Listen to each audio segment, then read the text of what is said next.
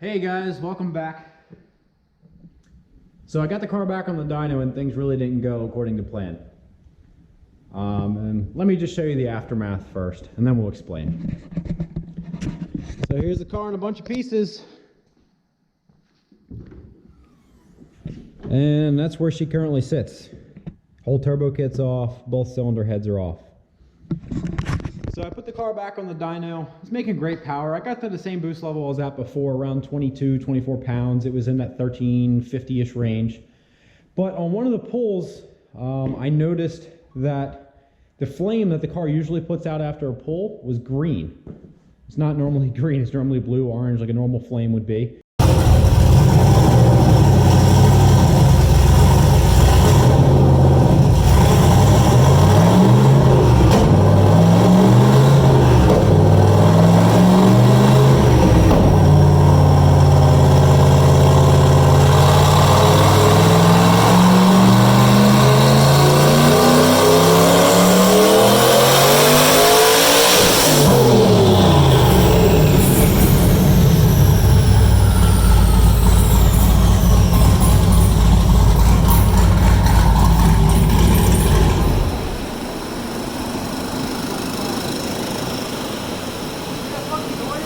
Huh?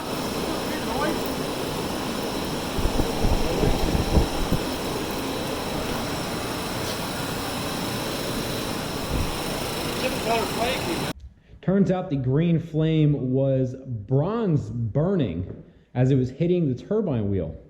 So what happened is, and I'll flash up a picture here on the screen right now actually, and what you can see is the part of the guide that sticks out below the runner, which is normal on the as-cast heads. It does stick out like that. It actually broke off and it went through the hot side and hit my turbine wheel, damaging it and melting the bronze. It actually came out in like little pebbles from the exhaust.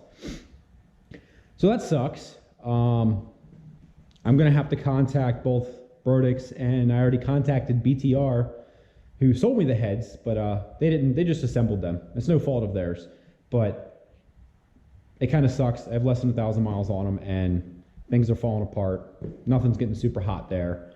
I mean, it's getting hot, it's a turbo car, but nothing that a Brodix head shouldn't be able to handle. That being said, I also bent one of my weld wheels on the way in. I didn't notice it until it was unstrapping the car, and this is after me hammering it back out a little bit. I guess I hit a pothole, I didn't even realize it.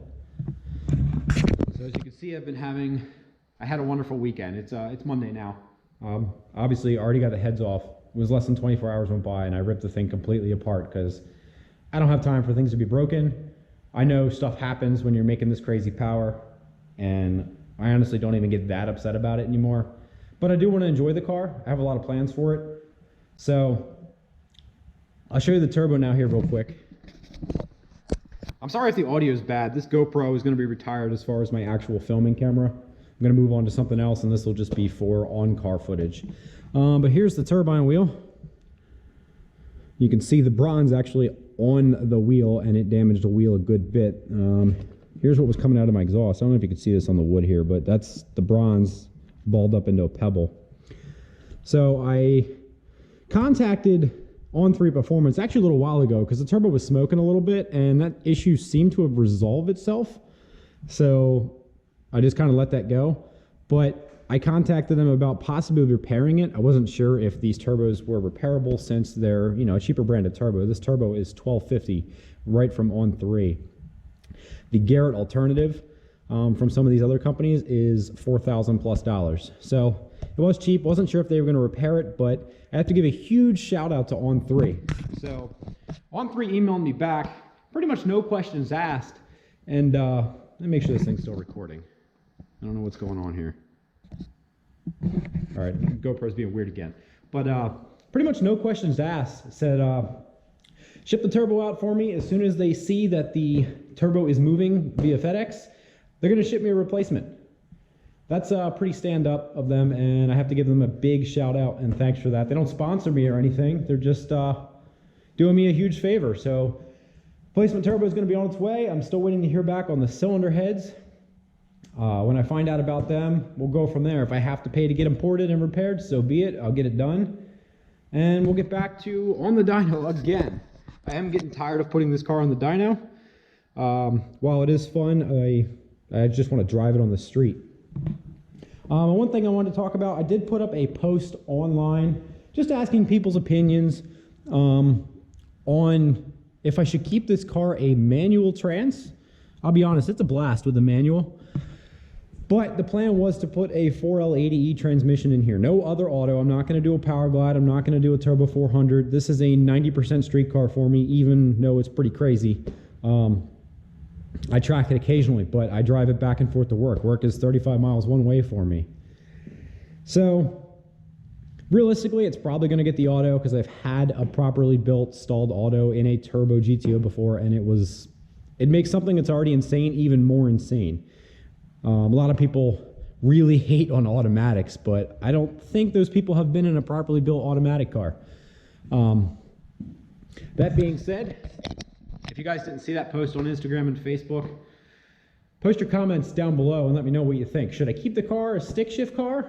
I'm probably going to break some stuff if I track it with this stick in here. It's all stock, minus the triple disc clutch, which is holding up amazingly to this power level. It's the LT1S from Monster, just their basic triple. Or if I should go full crazy and put the auto in here. If it gets the auto, it'll get a different set of rear tires, some bead locks and 28s, and I mean the car should be pretty serious with the auto. And I am going to go standalone. I mentioned it in the last video. I'm going to go with Holley. I'm going to go with the Holley Dominator, and I'm actually going to wire up the paddle shifters. I have an automatic steering wheel already in this. I worked out a trade deal. It just happened to be automatic. I didn't care that it had the paddles on it that I didn't use. But I'm going to hook up the paddles, and it's going to be pretty gnarly. But yeah, I'm talking too much.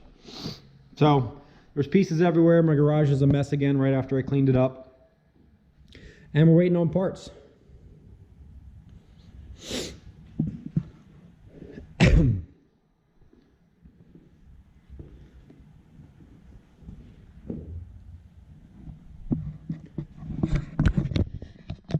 Also, Andrew just uploaded a video, so you may have seen some of this already. I'm sure you follow the shop channel if you follow mine. If not, go check out his version of the video. He has a little more of the content of it on the dyno, whereas I'm basically going to steal a clip from his video because my GoPro was freaking out then.